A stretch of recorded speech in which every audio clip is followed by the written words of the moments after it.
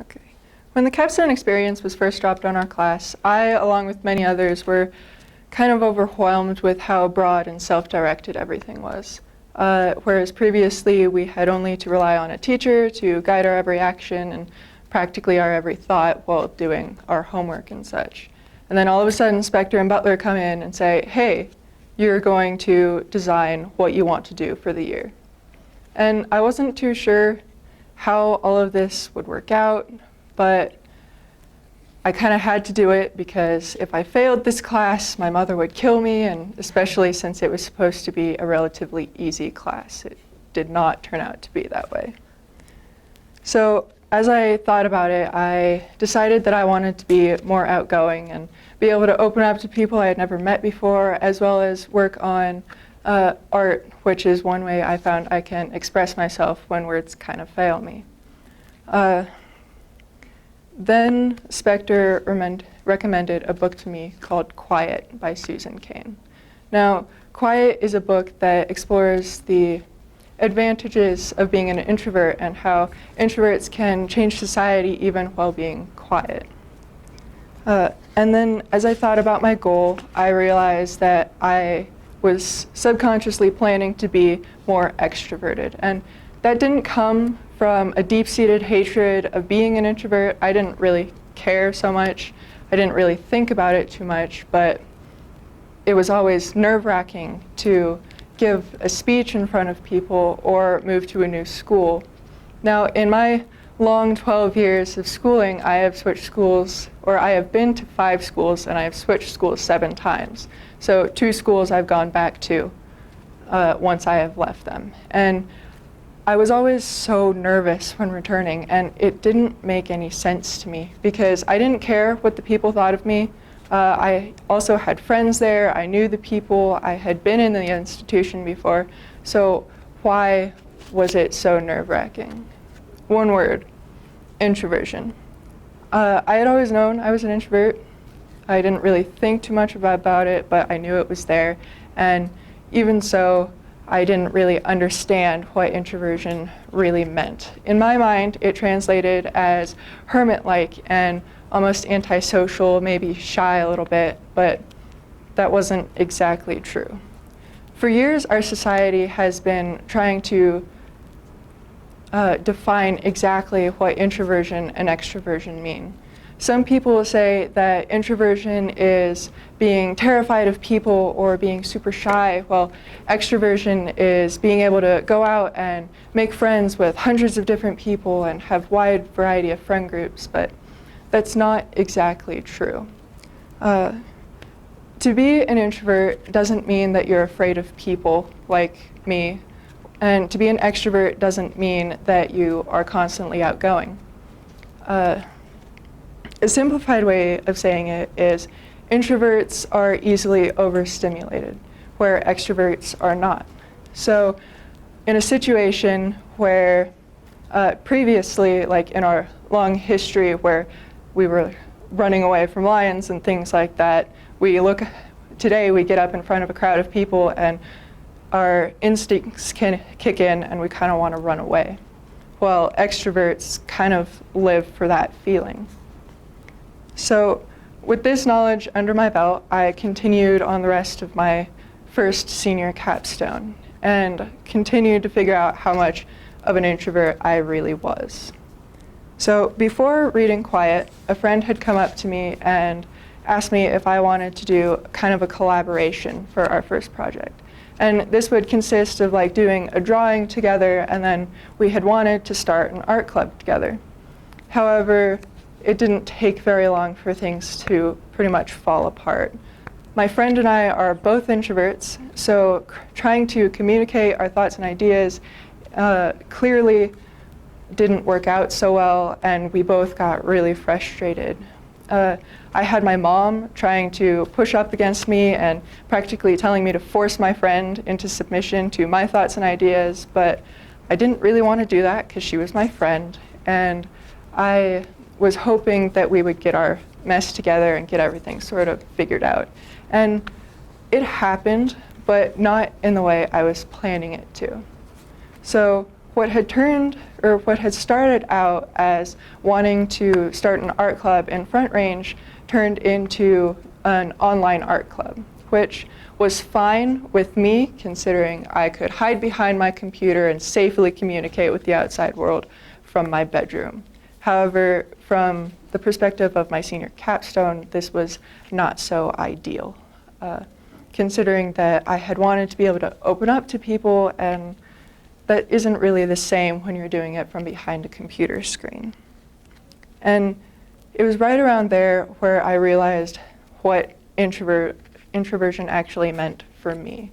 And looking back on this, I can't see how I didn't connect the dots before, but as they say, you can't get street knowledge until you've kind of stepped onto the street.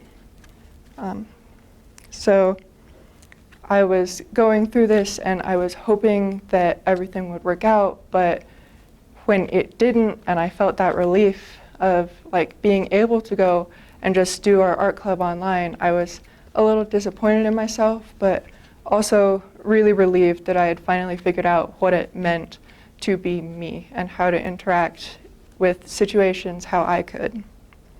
So when the first semester drew to a close, I felt a lot more comfortable in my skin and a lot more comfortable realizing like how this impacted my life.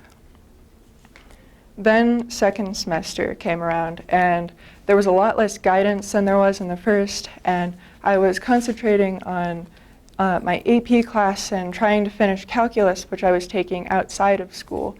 So my heart wasn't really in the senior capstone experience. And I went in and I was just a little bit distracted, and I wanted to figure out how to do the least amount of effort to get me through this. So my thoughts went to, oh, I'll finish up calculus and on the side maybe I'll like learn a language that I've wanted to for a while. But Mr. Spector quickly shot those ideas down because of my lack of wanting to put anything into this, and I understood it. So a couple weeks went by and I was thinking about what I wanted to do, and for some reason I pulled up this book that I had started writing in like 8th grade, and I had to force myself to finish reading it because there was horrible characters, a plot line that didn't make sense, and writing that was about average for an 8th grader. But with my AP class from last year, my AP language class, I kind of looked at this and I cringed at everything. And that was when I decided that I was going to rewrite this section of the book that I had started as the rest of my senior capstone. And to my relief, Mr. Spector was really glad with that. He was really happy that I had come up with something else other than trying to put in little effort. So there are many different types of artists. There are artists who paint and draw, and then there are artists who dance. And there are also artists, in my opinion, that can create computers and assemble parts and figure out how they work together to make something that gives us all entertainment values. But the kind of artists I don't think are appreciated all that much are the writers. Now, writing is much more difficult than anyone really realizes. It takes a proper plot line that you have thought out and characters that fit into that plot line well, and a logical society to hold it all together. And it's not that these aspects are completely underappreciated, but you can't really appreciate something until you've tried it out yourself. So after all, what makes a character relatable or a plotline interesting or the logical society logical? So as I started researching a career in creative writing, I noticed two qualities all writers need: patience and perseverance. At the same time, I realized that there were two major things about my personality that would have to be changed. One was my insistence on seeing the end before I knew what the beginning was even about, and two was my lack of motivation to continue writing, which should have been, hey, you know, if you want to write, you got to finish writing. I didn't have the patience to sit down and detail characters or write out a logical society or a plot line, and that kind of showed in the writing that I had done before. And a logical society plays a huge part in making your story work together, because if you have someone from a dystopian society trying to figure out how to stop the world from being taken over by robots, it's going to be something completely different than a girl in the 18th century trying to escape the clutches of her parents or something like that. Both can be really interesting, but they're both completely different in the same way. Characters and their worlds work together to make something relatable, and even if it's not completely accurate to the society we live in today, we can still like it and enjoy it and disappear into that world. So as I was thinking about it, I realized the two attributes I didn't have were the two attributes I needed to do on this project. But I was running out of time and I needed to do this. So I set out and I decided that I was going to jump into this project and hope God could teach me the two attributes I needed to actually do the project. Admittedly, it was not the greatest plan, and I could have come up with better, but time was running short and I was panicking at this point. So when I finally pushed myself to begin writing the outline, I found that I did not want to write the actual book. One roadblock down and yet another right in my path.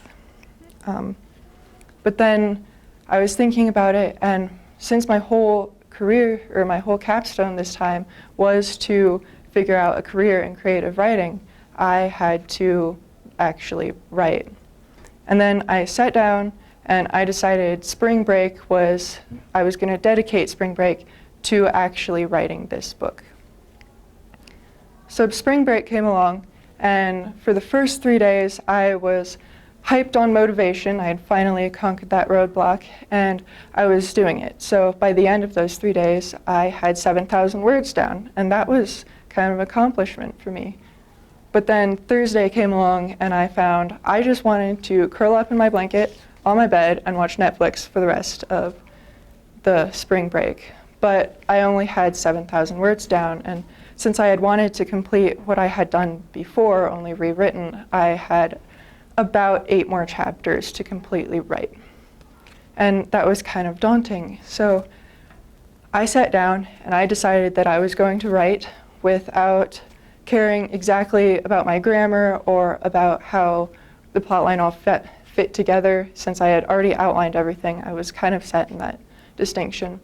And then when Saturday finally came to an end, I realized I had written 22,000 words and I had finished it. And 15,000 of those words were in those last 3 days where I didn't have any motivation, which is over double what I had managed to write with motivation. I guess that says something about how my brain works. So when I came back on Monday, I was really pumped. I had done my interviews around all of the writing I did, and finally my capstone was finished, or so I thought. On Tuesday morning, Spectre comes up to me and he says, "Okay, cool, so you're almost done." And I was thinking, almost, I've done everything. He goes, "What about the service part of your capstone?" And that's when kind of the dread set in, because it was about 2 weeks till we had to do this, and I didn't have a service part. Well, a day or two went by and my cousins came into town. Well, my little cousin had a writing class that he was taking in Denver, which is why they moved here. I don't know exactly why this writing class was so important, but he was failing the class, and his parents asked me if I could tutor him in whatever he was doing. And so I accepted, and at first he was pretty pumped for me to be helping him until he realized that I was not a fairy godmother that could magically raise his grade, and nor would I write his papers for him. So we managed to meet up 8 times of the 10 that we were supposed to, which was every day up until yesterday. He missed yesterday's, by the way, which is fantastic. And that number, the 8, would have been a lot smaller if he had managed to convince his parents that he had leukemia, which does not check out so well when you go to a doctor and don't have leukemia. So he was forced to meet up with me a lot more than he actually wanted to. And I didn't really mind that much. I didn't really want to be tutoring him anyway. So those 2 times out of the 10 that we didn't meet were kind of a relief for me.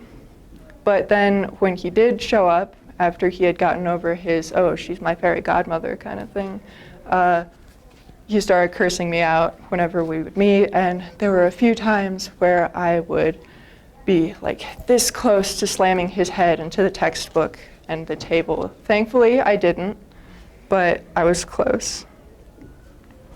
So I set out on this capstone wanting to improve my creativity and wanting to learn patience and perseverance, but I had no clue that it would turn out like this. I didn't know that my cousin was going to be coming into town or that he would end up hating me, probably for the rest of his life.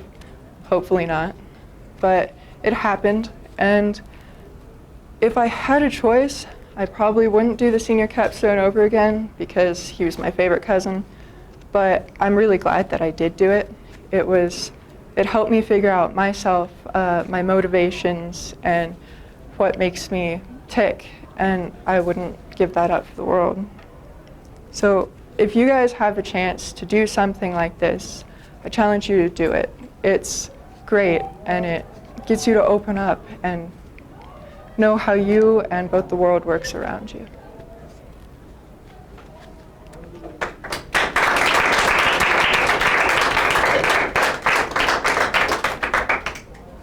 Does anyone have any questions or comments? What was your book you were writing about? It's kind of complicated. It's about this chick who gets sent to Earth but then forgets all of her memories, and the people who sent her down to Earth found out that she was valuable.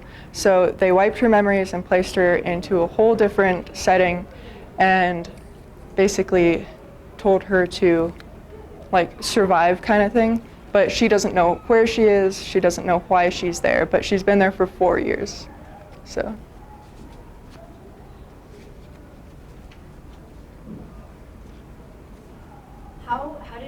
How did you start going back to revise your writing? Because it's really hard when it's not just a vague idea, but actual physical writing. Yeah, I have this document on my iPad that's about 8,000 words now of me literally talking to myself. But that's how I detailed everything. Because I had 4 story ideas in the beginning, and that slowly narrowed down to what I have now. How did you find a way to finally finish your writing? I literally just told myself to sit down and do it, because otherwise it wouldn't have happened.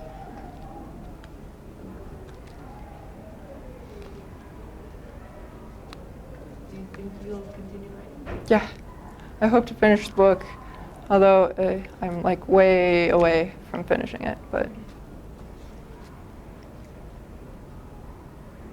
What advice would you give to other people that are introverted, just trying to, trying to get into new situations like you were talking about, changing schools and stuff like that? Well, I was kind of forced into it, so it kind of helped me open up a bit. I'd say go into any situation where your nerves are on edge, because slowly over time, that fear will slowly begin to fade. It won't ever completely go away, but it'll get easier.